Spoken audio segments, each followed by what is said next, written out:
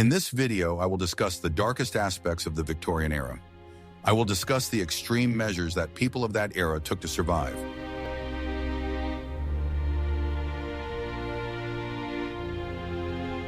It was a world of overcrowded slums, where 10 people lived in a single room and where the very concept of hygiene was unknown. In winter, when the Thames froze over and fog mixed with coal smoke, millions of people faced a daily struggle for survival. This struggle was not for wealth or comfort, but for the right to live to see the morning. In this world, hunger was so commonplace that people resorted to unimaginable measures just to fill their stomachs. Food became the only goal, and the search for it erased all boundaries of what was permissible. What we consider garbage today was a chance for salvation for them. Watch the video to the end to find out why oatmeal was considered a luxury in the workhouse, and what ingredient was the most valuable in soup made from street bones. What if I told you that everything you believed about Victorian London was untrue? This city was not a single entity, but two different worlds separated by an invisible but insurmountable wall. Benjamin Disraeli, a politician of the time, called it two nations living in one country. In the West, in areas such as Mayfair and Westminster, luxurious mansions with running water and servants were built. Lavish receptions were held here, and ladies and gentlemen discussed the latest news from the colonies. For them, winter meant a season of balls, cozy evenings by the fireplace, and hot chocolate. In the East and the East End, there were slums known as rookeries or gravel pits. These were labyrinths of narrow, dirty streets where sunlight did not penetrate. The houses here were dilapidated and warped, ready to collapse at any moment. The sanitary conditions in these areas were simply unimaginable for modern people. Most houses had no sewage system, and waste was dumped directly onto the streets. Water was often taken from polluted wells or directly from the Thames, which led to constant health problems. When winter came, this gap became deadly. In the West End, fireplaces were heated with selected coal, while in the East End, people desperately searched for any combustible material. The poor collected coal dust, wood chips, or even dry rubbish to light fires in tiny smoky stoves. The difference was even visible in people's appearance. The inhabitants of the West were well-dressed in warm, woolen coats and furs. The slum dwellers wrapped themselves in ragged clothes, often the only clothes they had. Many went barefoot even in severe frosts. The social divide was absolute, and there was virtually no transition between these worlds. Wealthy Victorians were often unaware of the scale of the disaster that existed just a few miles from their homes. They sincerely believed that poverty was the result of laziness and moral decay. Do you agree with this? Please tell us what you think about this. Every opinion is valuable, and be sure to subscribe to the channel so you don't miss our next studies. Are you ready to learn the truth about what real cold is? For most of the Victorian poor, winter meant living in conditions that we would consider incompatible with life today. Central heating, of course, did not exist, and the only source of heat was a stove or fireplace. The main problem was the cost of fuel. Coal, the main source of heat, was expensive. Poor families could not afford to buy it in advance. They bought coal not by the bag, but literally by the piece or in small buckets, spending their last pennies on it. When the money ran out, they used anything that could burn. People burned old furniture, boxes, rags, and any trash they could find on the street. Mothers often sent their older children to collect coal dust from rich houses or wood chips from construction sites. The poor's dwellings themselves did not retain heat at all. These were rooms in basements or attics, built of thin boards. The cracks in the walls and windows were huge, and they were plugged with whatever was available: old newspapers, rags, straw. The window panes were often broken, and the openings were simply boarded up, plunging the room into perpetual darkness. Cold winds blew through the dwelling, and the temperature inside was barely different from that outside. The only way to keep warm was to lie down together under a single holy blanket. The water in the jugs froze in the morning. People woke up with their hair frozen to the damp walls. To keep warm, families slept fully clothed, wearing the same clothes they wore outside. Winter meant not only cold, but also loss of work. When the docks on the Thames froze, thousands of dock workers were left without a livelihood. Construction work also stopped. This instantly condemned entire neighborhoods to starvation. Which of these aspects of surviving the cold do you find most difficult? But the cold was only part of the problem. What if I told you that even the food that could be bought was not what it seemed? In the next chapter, we will reveal the shocking truth about what was actually being sold to the Victorian poor. I will reveal the best-kept secret of Victorian merchants. Surviving on a shoestring was hard, but what made it even harder was that even the meager food the poor could afford was often fake. The era before sanitary regulations was a golden age for trade fraudsters. Mass food adulteration was the norm. The main goal of merchants was to reduce the cost of goods and increase their weight. No one paid attention to the health of consumers, especially in poor areas where people had no choice. Bread, the staple of the poor, was one of the most counterfeited products. To make it whiter and heavier, bakers unscrupulously added alum to the flour. Often chalk, lime, or even crushed bones were mixed into the dough. Milk, which was already in short supply, was diluted with water until it turned bluish. To restore its natural white color, the same chalk or lime water was added to it. Sometimes crushed animal tissue was even used to thicken it, which was extremely dangerous. Tea was an expensive luxury, so it was counterfeited with particular zeal. Merchants bought up used tea leaves from wealthy households, dried them, colored them with graphite or soot, and sold them again. Dried leaves from other plants or simple wood shavings were also mixed into the tea.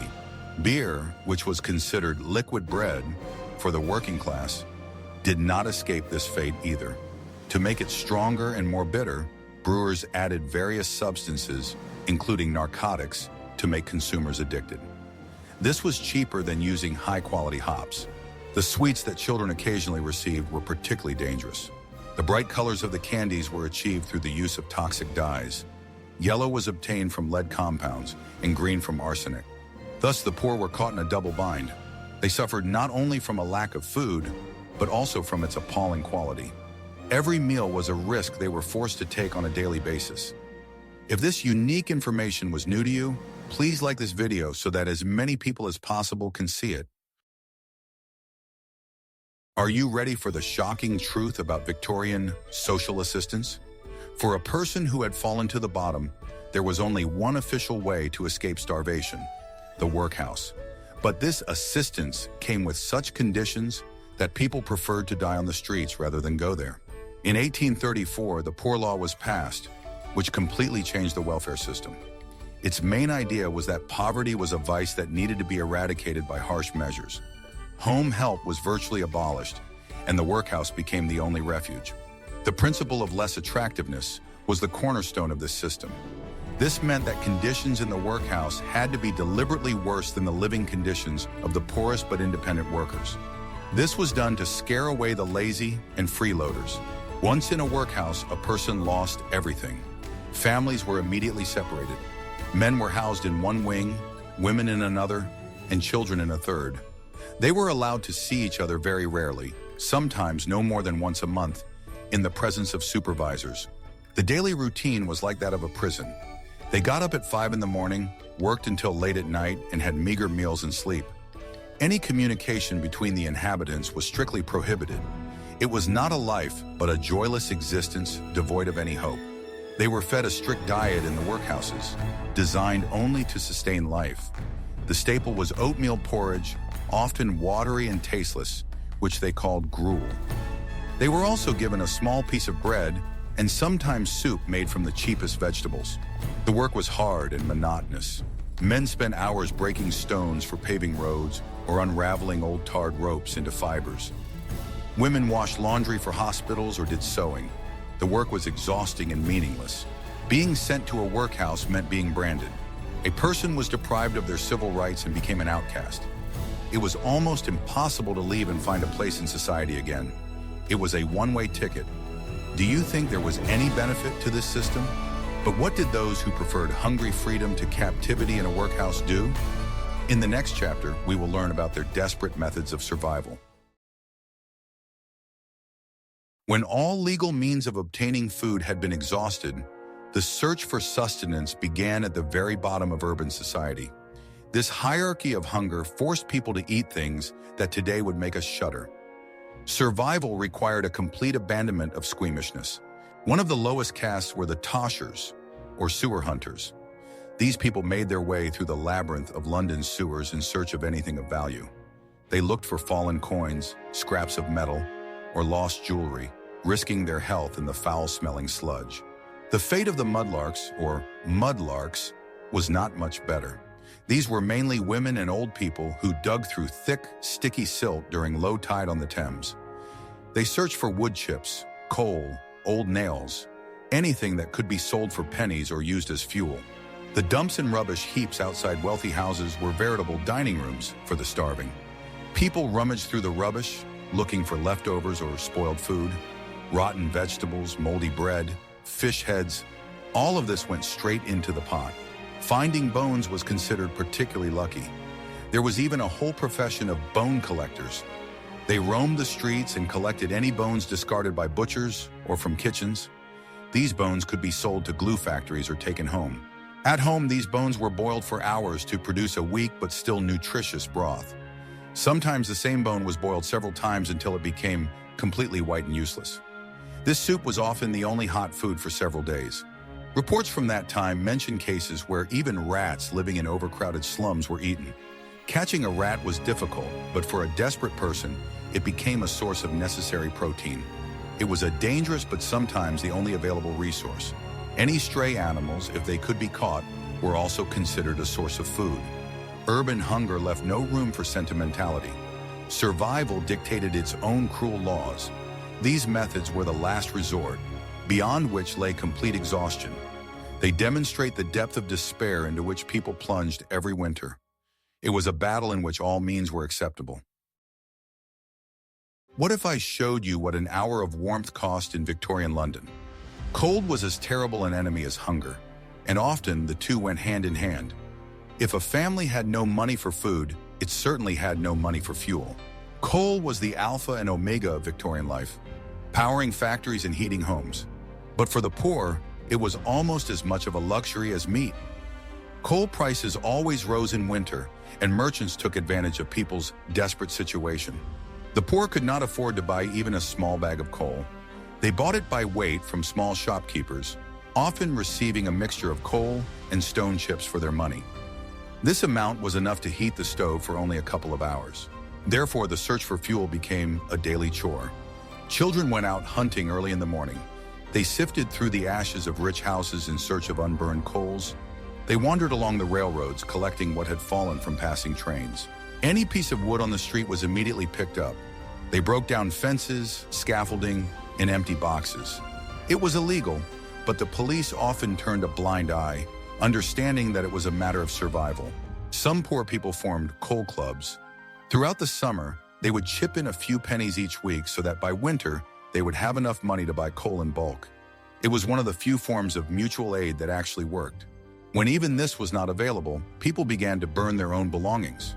First, chairs went into the fire, then tables. People broke boards off the floor or wooden frames just to prolong the warmth for another hour. When the furniture ran out, personal belongings and even clothing were used. Can you imagine living in such constant cold? This cold and hunger led to inevitable consequences for society. In the next chapter, we will talk about how the city tried to deal with this problem.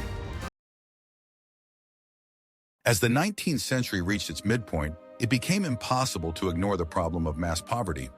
The appalling living conditions in the slums began to seep into newspapers and the reports of social reformers.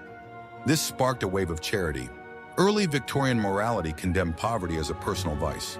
However, gradually the realization began to dawn that not all poor people were lazy. Some philanthropists and religious groups began to organize practical assistance. The most common form of such assistance was soup kitchens. During the cold winter months, centers were opened in the poorest areas where free food was distributed once a day. It was a desperate measure to prevent mass starvation. Don't imagine this soup as something nutritious. Most often, it was just hot water with a few pieces of vegetables or bones floating in it for appearance's sake. But even this hot liquid was a lifesaver for a frozen and hungry person. Queues for these soup kitchens formed early in the morning and stretched for entire streets. People would stand in the cold for hours for a single bowl of soup. Often, there was not enough food for everyone, which led to stampedes and despair. One of the most famous organizations that came to the aid of the poor was the Salvation Army. Founded in 1865, it combined religious preaching with practical help. Its slogan was soup, soap, and salvation. The Salvation Army opened night shelters where, for a few pennies, people could get a roof over their heads. They organized canteens where they served the simplest but honest food. Their soldiers in their recognizable uniforms became a symbol of hope for many of the destitute. However, there was a downside to charity. Help was often provided on humiliating terms. Before receiving a bowl of soup, a person had to listen to a long sermon about their sins. There was a strict division between the worthy and unworthy poor. Those who had lost their jobs through no fault of their own were considered worthy. The unworthy, those suspected of laziness or drunkenness, were often left without help. Despite all these efforts, charity could not solve the root of the problem. It was only a band-aid on a huge social sore. The scale of the disaster was such that it required not private donations, but government reforms. Winter hunger would not have been so terrible if it weren't for the environment in which the poor lived. The slums, or rookery, were veritable traps that exacerbated any deprivation. These areas were designed as if their purpose was to destroy people. The rookeros were a chaotic jumble of dilapidated buildings. Rooms were rented not to families, but by the bed. Up to 20 people of different sexes and ages could be housed in one small room at the same time. Complete unsanitary conditions were the norm. Amenities, if any, were located in the courtyard and served dozens, if not hundreds of people. Clean water was in short supply and had to be purchased from water carriers or taken from dirty sources. In such conditions, winter was a disaster. Dampness saturated the walls, which were covered with mold. The lack of ventilation and constant overcrowding meant that the air in the rooms was heavy and stale. It was impossible to keep the place clean. Clothes were washed in the same water used to prepare food.